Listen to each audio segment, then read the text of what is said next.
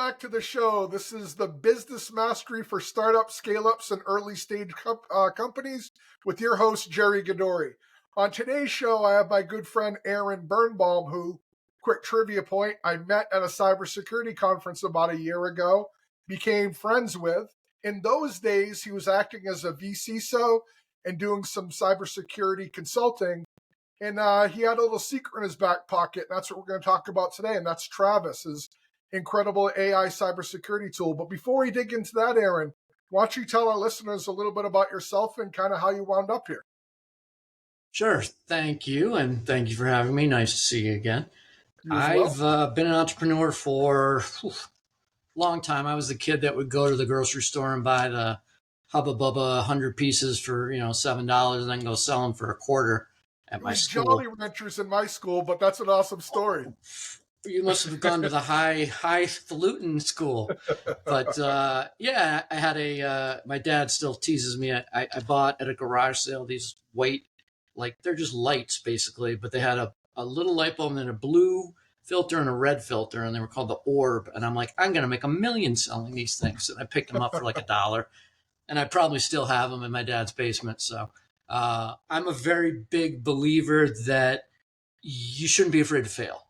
And I can absolutely attest to the fact that I'm very good at that. I've probably been involved in 13 startups, either my own or other people's, or helped or advised a lot of different groups. And some are more successful than others. And not everyone's going to make you $1 billion. And if you're getting into it for the money, I would really hope you do well, I guess, is the best thing I can say. It's never easy. It is very rewarding, but it's very challenging. Prior to Saren Security, which is my security consulting company, prior to that, I had a medium-sized company that I started in the porch of my apartment in Boston in 2003, and that actually did pretty well. We had some crazy ups, some crazy downs. I don't want to make it sound like a cliche, but it was. I mean, there were times when I didn't spend time with my wife. There were times when I missed my kids' ballet recital kind of thing. There were times when we made a lot of money, and there were times we didn't make any money. So if your parents told you to save for a rainy day, they were very, very smart. And one thing I know is I've gotten older, I've gotten dumber, and my dad has gotten much smarter. So, because he didn't used to know anything, and I knew it all.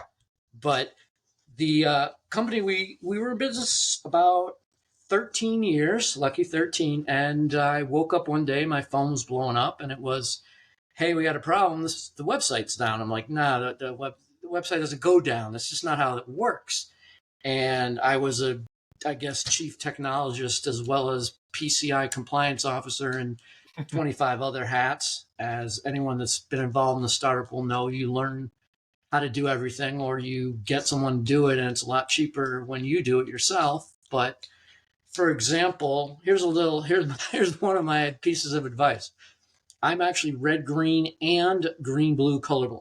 However, I've done graphic design. I'm not saying it's good or it matches, but I've done it because you do what has to be done. Mm-hmm. And at any rate, so I get this call and I get these texts, and I'm call my partner and find out what's going on. She says, site's down. The site doesn't go down. So I try to log in, site's down. There's just a bunch of gibberish up there and some weird pictures. And I'm like, wow, this is not good. And I still remember at the time, effectively our product was a marketing platform for healthcare companies. Wow. So it was like an enhanced CRM product creator. And we had over 100,000 records of healthcare and financial services information in our databases. So obviously everyone was concerned. We got hit. We had the best I've been able to trace it is to a foreign country. And that's about as close as I ever could get. They were able to get into the web server we found out later through another website that was being hosted just as like a hobby website. And they got into the web server, took down the web server. Wow. they may or may not have gotten into the application server, but they didn't do anything, and they definitely did not, thank the Lord, get into our database server, and we could prove that. So it was a big sigh of relief, and we had been PCI compliant. I mean, we've been doing it for a while. We knew most of the rules, and we, tried to just, obey the law. And it was, we were in a really good place the day before, and the day after, or the day of, and the day after were just insane. And I rapidly realized that a small, medium, or even large business, you could wake up one day and it's all over. And you're dealing with lawyers, and you're dealing with lawsuits, and you're dealing with the state, and you're dealing with a whole bunch of other stuff. And there's bad people out there. But Yeah. I took it personally. I'm like, did they attacked my child? Like, I was livid. And so what I did was put a couple other projects on the back burner, let my partner run that day to day, and I immersed myself in the world that is cybersecurity. Is that how you got your start in cyber? I'm sorry? Is that how you got your start in cybersecurity? That is exactly how I got myself Wow, start I did cyber. not know that story. That is true. That is 100% true. And I'm sorry to interrupt. Yeah, I'm sorry to interrupt. I would love to hear more. I don't want to spend too much time on that, but that's a scary amount of HIPAA data and PII. But it also highlights the concern of shared servers in the cloud and the shared responsibility between the user and the provider. Because you're right, a hobby website's mistake took you down because they could use that as an entry point into the box that your website sat on. That's scary stuff, my friend.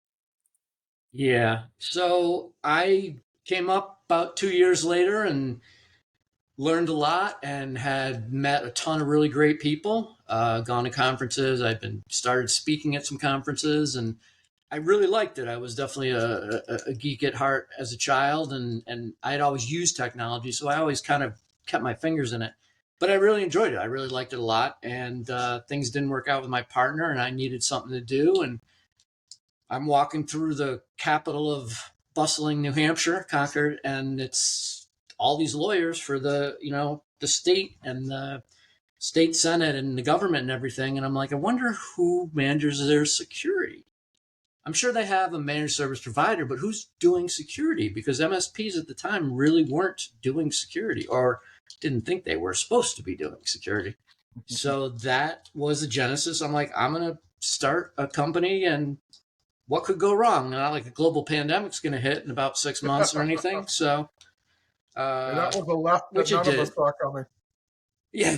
So, I mean, here's another piece of advice.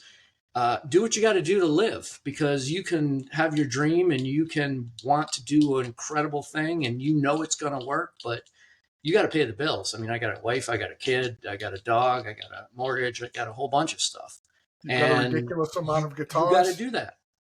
And I've talked to a lot of entrepreneurs who are in a similar situation. If a contract comes up and if there's good money in it and it makes sense, allocate some of your time. I mean, maybe you don't have to do 40 hours a week or 50 hours a week, and then you can do another 20, 30, 80 on your own, which is, what a lot of people end up doing. And being completely blunt, that's what I'm doing right now. I have a contract job that I'm working, and it's basically helping to keep doors open and things going as we, knock on wood, are off to a interesting launch, which has had a couple challenges, but everyone that's seen the product really likes the product. And that's... Yeah, let's pause there for a second. So that's your background. Your path to cybersecurity was interesting. It's crazy. We could do multiple episodes on how people wind up where they are, but let's use this as a stepping off point to talk about TRaViS. So Aaron started a cybersecurity product company. His AI tool is called TRaViS. Love to hear all about it. Sure. I actually hooked up with a brilliant developer who was a red teamer, who was building his own tool set, as a lot of red teamers do, and showed it to me. And I said, wow, this is really cool. You're doing some really different things. And we started talking. I said, if you did this and this, and maybe we could get it, into a different space. And been working together for about 2 years, and it's come, the core, I give him massive credit, is all handwritten by him. The whole code base, probably 95% handwritten. Wow. I've kind of been an architect strategist. He's been a coder developer. And Hasn't gone 100% of the way that we wanted to, but we're there, and we did our soft launch. We did a bunch of beta testing. We did a bunch of market research.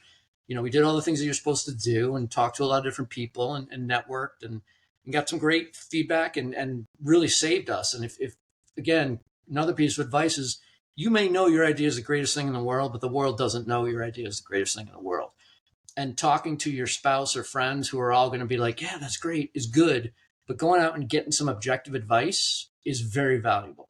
I went on LinkedIn and I just said, I picked like 25, 30 people that I knew and I sent them a little survey, little Google form, had them fill it out. And most of my assumptions were validated, which was great. But some of them I was grossly wrong with. And if I had decided to go in that direction, it could have been not as positive, let's just say.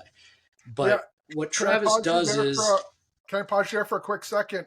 That's something Sure. I'd kind of like to talk about because it's a common mistake that any creator makes, whether they're musicians or writers or business owners, is they build something ultimately for themselves instead of for their audience. And you said something important. If early stage, you take the time to get feedback from your clients, when you're still at the MVP level, you waste an enormous amount of time, you save an enormous amount of time because now you're building to their specifications and what they're going to buy, not to what you think they're going to buy. So that's a great point. But one thing real quick, Aaron, what is TRaViS? It's a cybersecurity tool, but what does it do? So that's a great segue. So TRaViS effectively is what's referred to as an attack surface management solution. Now, what does that mean in marketing fancy buzzwords? It's an attack surface management, but in reality, what it is it's an enhanced vulnerability scanner. It is purely external. There's no agent. We don't install on your system. We don't punch a big hole so we can communicate with you, leaving a big hole open. It's all external. The traffic is all HTTP, HTTPS. So to your system, it looks like just general web traffic. It won't set off IDSs.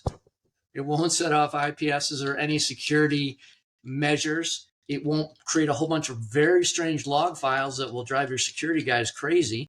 It looks and acts like web traffic. However, the magic, if you will, is what it's able to gather just from this simple HTTPS probe. It gets an enormous amount of information. And again, I credit that all to the mad scientist behind it who wishes to remain nameless. We're able to get just a tremendous amount of information. A lot of people talk about Nessus as the vulnerability detector of choice, as it were. And it's a great product. It's a wonderful product. I've used it. I probably will still continue to use it. Well, maybe not. But Nessus was built prior to 1989 using code, technology, and knowledge before 1989 to face threats that existed before 1989. We're 30 years later. Codes evolved. You can do so much more stuff than you could in the past. You can get so much more data. And again, Nessus is a great product. Tenable is a great company. It's a good solution. We just are better. Is the only way I can describe it. And it's not even that we've built a better mousetrap. We built a better vermin containment and eradication solution, I like to say, because we do things differently. We built it from the ground up in 2022. So we're able to kind of be we take things a little bit of different.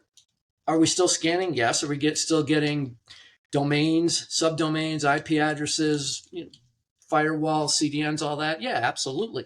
But the other stuff that we get, the SaaS, the static application testing, dynamics application testing, JavaScript, there's a whole bunch of stuff that we get. And the cool thing is we started, I'm not going to say before, because a lot of people have been doing AI for 20 years, but before AI exploded, we were building an engine, and we continue to build an engine, that once we've scanned your network, we know what your platform is, what your operating system is, we know what programming languages we're using. We then take that data, we run it through our AI, and we can tell you not only where your vulnerabilities are, but we can tell you how to fix them. using AI. So you have a vulnerability, you have a SQL injection vulnerability, right? And that's what a scanner is going to say. What our scanner says is, on this page, on this line of code, you have this statement, which either renders you vulnerable to or could be modified to allow an attacker access. In order to fix that, you click a button and it says create remediation. It actually pops up a text screen. Again, the URL, the page, the line number. It gives you an explanation of what is an SQL injection. Why is it a vulnerability? It gives you links to resources to see it. And then the magical part, if you will, is it says, your offending code is this, blah, blah, blah, blah, blah. Maybe it's no parameterization or whatever it may be. It says, replace it with this code. So now we've written your code for your platform, for your operating system, with the language that you're using, and it is literally cut, copy, paste. Now, I'm over exaggerating a little because, of course, you have to test it. You have to make sure that it works, that it functions. But what it does is very, very impressive. And you don't need a CISSP with 20 years of experience to copy and paste. You can give that to a lower junior developer. So not only are you saving a lot of time, but now you're saving a lot of money. And we actually quantify how long it should take you using general principles to make this correction with testing, with overview, with QA, push to from development to production. And we can assign a dollar amount to that. And it can be different. If you're in a big city, maybe that's $200 an hour. If you're in the middle of America, maybe that's $100 an hour. And it will say, we expect this to take you 2.5 hours at $100 an hour. It should cost you $250 because nobody wants to go spend $1,000 to fix an asset that's worth $200. So we've given you the time, we've given you the cost, we've literally given you the code customized for your platform. If you're running Ruby on Nginx, you're going to get code that will work, which is really one of the coolest things about it. That is incredible. We also have a bunch of other little functions, I guess I'll say, that I'll save so I can hopefully interest some people in doing a demo. Yeah, I was going to say, let's not turn this into a product demo, but that goes past assessment. That's also solution. Yes. That's amazing. Yes. You sound, and you should, I might add, but you sound like a proud papa. I think maybe labeling it a threat assessment tool is underselling a little because you're also providing the solution. That's pretty amazing stuff. And that's why we call it attack surface management, because it's not just identifying the attack surface, it's managing the vulnerability. Wow. We also have ongoing continuous monitoring. I'm not going to get into technical details of it, but basically if someone comes in and changes code and you're not aware of it, or you are aware of it, we're still going to let you know. If someone comes in, and there's a lot of different techniques, I'm not going to bore everybody, but if you go to a web page that has malware in an advertisement, that's going to change from what it was when they put it up and then someone got in and put bad code in it. That's going to change. We're going to know. We're going to be able to tell you. So there's a lot of really cool functions. There's a lot of really cool technologies, and we've had great reception. I've talked to people at I've talked to vCISOs a lot because I'm in a vCISO group, but I've also talked to CISOs of very large companies, very small companies. I've talked to MSPs. I've talked to bug bounty hunters. I've talked to red teamers, penetration testers, and with one exception, every time we've done a demo, people are like, wow, that is really cool. We've also used the tool for open bug bounties. If a company says, go for it, we go for it. We found a ton of stuff that I'm not supposed to say, but we found a ton of stuff, really, really big, bad things. And we found a Heartbleed vulnerability today, actually. So wow, there's still problems. Let's stop there on the technology side. Okay. So that some of our less technical listeners can tune back in, and let's switch gears to this as a product. So who is your ideal customer? You've made an incredible product. You've got an incredible company started. Who is your ideal client? It's a very interesting question, and it's as trite as it sounds. I think about it every day because it As you is a should. challenge. My ideal customer would be probably a director level at a medium to large size company, or a senior person at a penetration or a security company or an MSP. And the reason I don't say the CISO or the CEO or the owner is because a lot of times, not to knock CISOs by by any means, but a lot of times the people that get the most excited about it are the people that are actually going to use it. And I've had Makes sense. more than one person say, I want this. Now I got to go talk to my boss to get him to pay for it. So when we talk to bosses, sometimes they get it, and sometimes they're like, yeah, it's another scanner, whatever, blah, blah, blah, blah, blah, blah. So it's a challenge because if you are going to use the tool, you're probably not writing checks. And if you're writing checks, you may or may not have the expertise. I know a lot of CISOs that just have never done pen testing. I don't claim to be an expert at it either. Yeah, I've done it, it's but I don't interesting. claim to be an expert. It's interesting you say that. I've been in the technology services space for more than 25 years. Yeah. And one of the bigger differences is the ability of individual managers to make any kind of a decision. It seems like even for small decisions, everything is done by consensus. And Right. as somebody with a new product or service trying to break into that, it requires a multi-pronged approach so you don't run into the problem you described. That's always difficult. So you've got your ideal client. What's your go-to-market plan? How are you looking to achieve that Well, without actually, thrusting violence? we're doing exactly what you're saying. We're working with one guy who has a lot of relationships with senior CISO, C-level, VP security professionals. He's in a similar background to you, but he's been a recruiter for very large companies on a global level. He's got a lot of people that he's been reaching out to, just saying, hey, take a look at it, 2 seconds. So we're coming in from the top. The developer has his network of bug bounty hunters and other people that he's working with, and he's showing it to them, and they're blown away. And they're like, there's nothing else out there like this. There's some great tools out there, don't get me wrong. What we do differently. Our results are different. Are we better? That's really up to you to determine. But here's an example. There's a product called Showdown, which basically scans the internet every day. Could we build our own little Showdown? Yeah, we could. It would take us a lot of money, a lot of time, and it wouldn't be very good. So we pay a couple $100 a month, and we license Showdown data, which gives us everything that we need, and we don't have to build, or we don't have to build or buy. We bought. We knew we weren't going to be able to be building this. So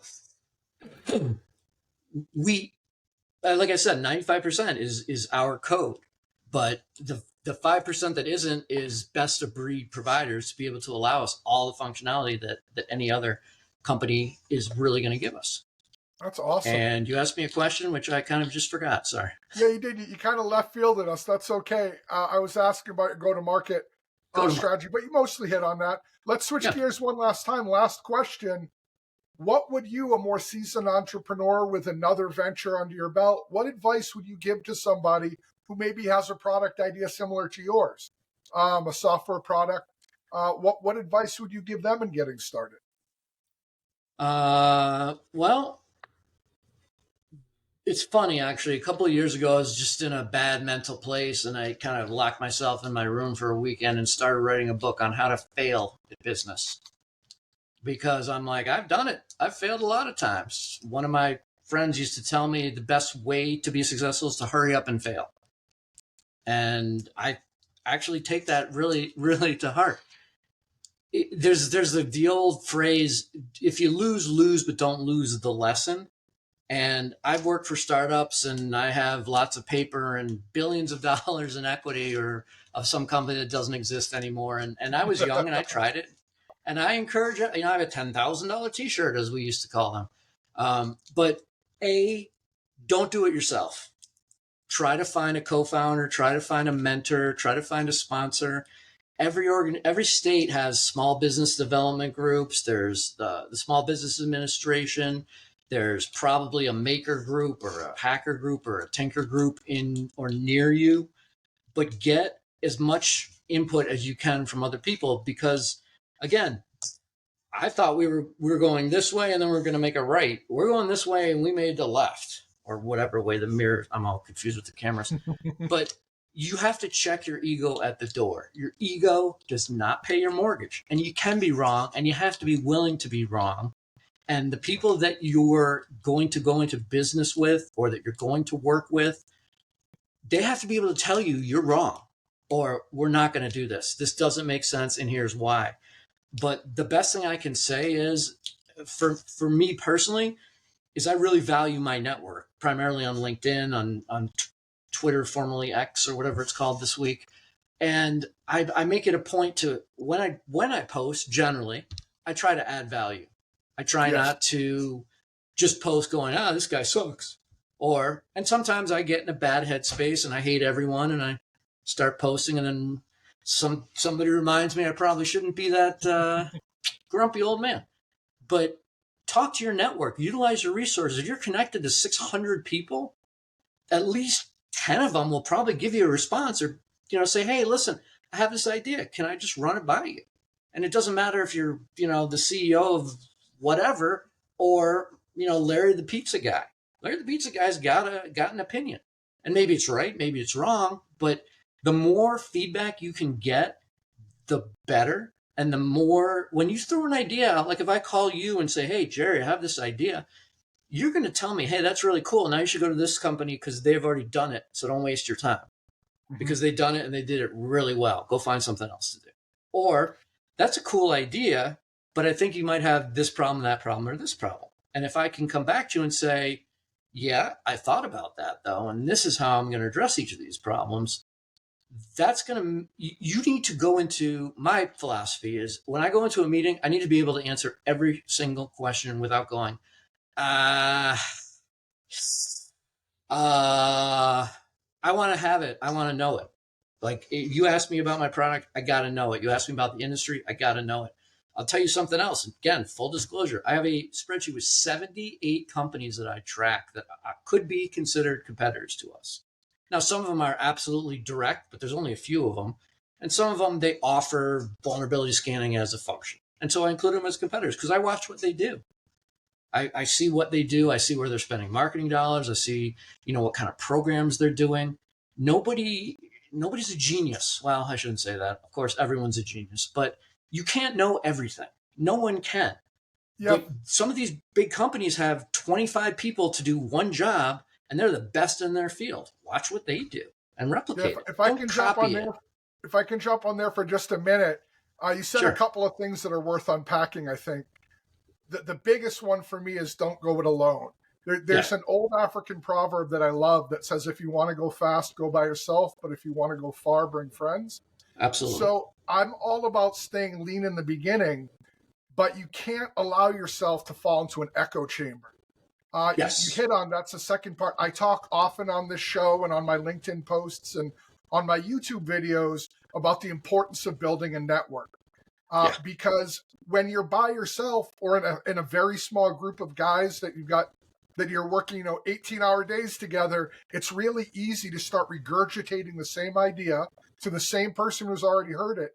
And after the 15th time, it becomes gospel and it never had any reason to exist in the first place. Yep. Guys or girls. Yes, exactly correct. So you take that step back and you talk to people outside of your little group and suddenly you realize that, it is a great idea. Or maybe it isn't. And you figure it out early. So that's super important. Yep. Listen, I don't want the show to go too long. This has been great. I'd love to have you on again. My pleasure. But where can people find you? Where can people learn more about TRaViS? You go on LinkedIn and you can do linkedin.com/in Aaron-S as in Superman Birnbaum. You can go to Seron Security, SERON security.com.